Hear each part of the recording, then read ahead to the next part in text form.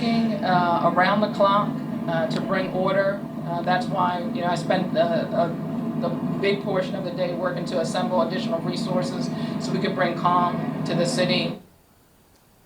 In Baltimore, they're picking up the pieces of shattered businesses and lives. From the President of the United States to the mother hoping her child doesn't end up shot in the crossfire, they're begging for pause. Police are feeling more like targets, and there are plenty of people who seemingly would like nothing better than to draw a target on their backs and take aim. This is about more than simply race, more than just about the need for a better economy, and certainly about more than a few bad cops.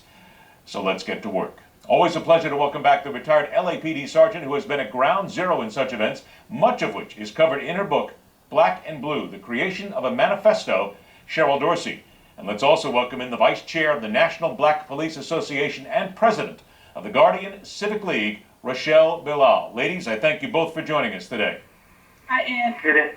Good afternoon. Thank you for having me. Rochelle, let me begin with you, because first time on the show and I wanted to get your immediate take here. The mayor started things off in many eyes by basically stating that we let the rioters have their space. She called it a freedom of speech. Yet there's a lot of cops that I've talked to that say that was a bad thing to do and it basically helped to light the fires. What do you think?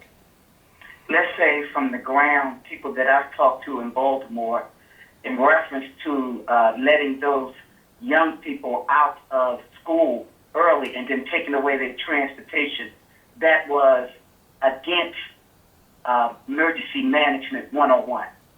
Yes, that was a bad move. But not only that, I understand what you're saying here. That's a bad move indeed. But let's also get down to the fact that just because their transportation was taken out for the day did not mean that they had to take to rocks, to rioting, to looting, to burning stores. I mean, that went over the edge. You will agree with that. Well, you take a mixture of young people mad and an agitator that was basically brought in there to cause a situation. Yes, that was a bad move and it only inflamed the situation. There's 2 points there you got to look at. You close down, you put out young people, and yet there's an element already there that has been traveling around the country to agitate and to cause problems. You put them both together, and that's what you got. All right, Sergeant Dorsey, let me come to you on this then, because we're opening up something new here that a lot of people haven't talked about. Yes, there were young people there, but there were adults who were also in the streets. This was not, and I heard somebody say this on one of the other networks where they said, well, it was just a bunch of kids. Please stop. This is ridiculous. Kids don't do the kind of damage that we saw. This wasn't just a bunch of loose teenagers here. These were people looking to riot and burn, and people still go back to the mayor saying, you made the wrong decision. You should have let the cops move in and take control.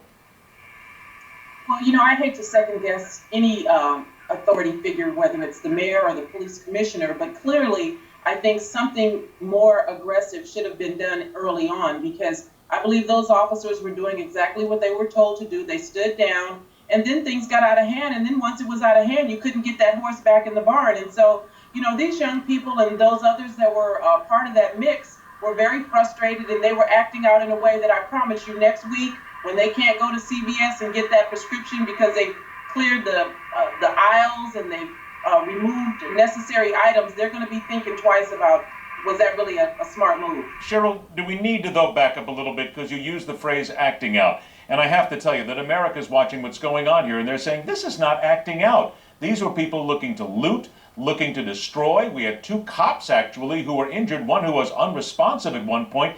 This was violent, Sergeant. This wasn't just a couple of kids or a couple of hundred kids being unhappy. Well, I believe that it was a small minority. And I also saw several people that were trying to do the right thing. But be clear, what they did yesterday had nothing to do with Freddie Gray. It had nothing to do with respecting his family. They didn't honor that young man's death. And really, it had nothing to do with what we really need to get to the bottom of, which is, why did the police officers stop him? Why did they pursue him? Being a black man in public in a high crime area is not suspicious. And that's what we need to find out. And they did little to help us get to those answers. Now, I do agree that there needs to be answers. You are exactly right. We've talked about this. And I do believe, and I think many people would back us up, that the cops are trying to do it right the first time. They get this investigation wrong and something comes out the first time, they're going to have an even greater amount of problems here. But let me move on to Rochelle, and let me ask you on this. There are some cops that we've spoken to who basically say, and this is in response to what the mayor did, look, if you don't let us police this, then we won't do anything. We will let the city burn. They're basically saying that you did not let us do our job. Do you disagree or agree with that, Rochelle? I disagree with any police officer not wanting to do their job. Totally. 100%. I don't care whether you like what the mayor did or whether you like what the chief police did. You are there and hired to protect and serve the city, and you saying you're not going to do your job, I'm against Right, that. no, wait a minute, but I think there's a difference here, Rochelle. What they're saying is, we're out there on the front lines, there are people looting, there are people crashing into cars, there are people beating citizens up. We need to be able to do our job, go in there and break this up. What the cops are saying is, the mayor and the government didn't let them do the job. You basically shackled us, so that leaves us completely impotent. And at that point, that's what it left them. And that's on the mayor and that's on the chief of police. They should have let them follow the emergency management plan that everybody gets. Go and stop the threat immediately. Don't let it stand. Don't let it burn. Don't let people loot and cause all kinds of problems in your city. Don't let them burn down the city and you standing there. That's against the rules. So let's just say this then, that what you're telling us right now is according to what you know, procedures you know, emergency management, the mayor goofed, the mayor screwed up. I don't want to say the mayor screwed up because I don't know who was in charge in planning the actual dealing with the confrontation. I don't know. But I'm just saying whoever did it, the number one rule was not to let them do that in that city. Right, you would say then move in, let the cops do their job. Sergeant Dorsey, do you agree with that at least, that at this point what we're looking at here, and I know we're doing a lot of Monday morning quarterbacking here as the mayor would like to say, but it is worth talking about. They should have let the cops do their job. End of story. Well, there's been an inference from the governor that he was ready to pull the trigger and he was waiting for the mayor to get back to him. He had made several calls to the mayor, at least that's what he said in several press conferences.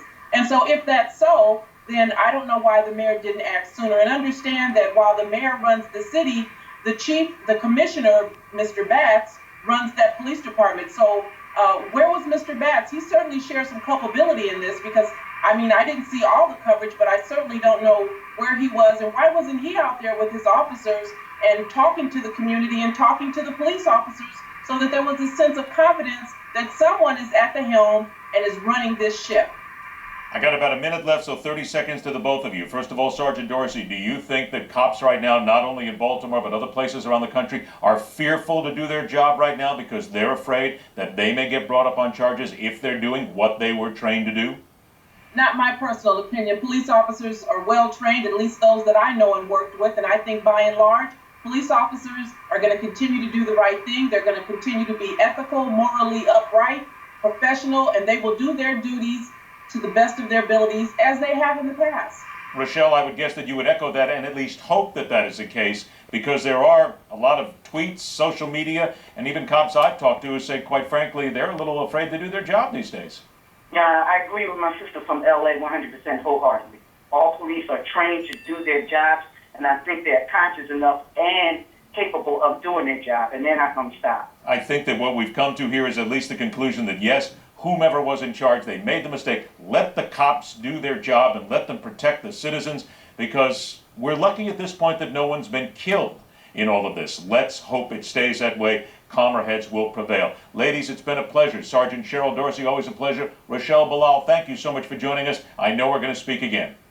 Thank you, Ed. All right, ladies, take care. Break and back. A land that could least afford a catastrophic reminder that Mother Nature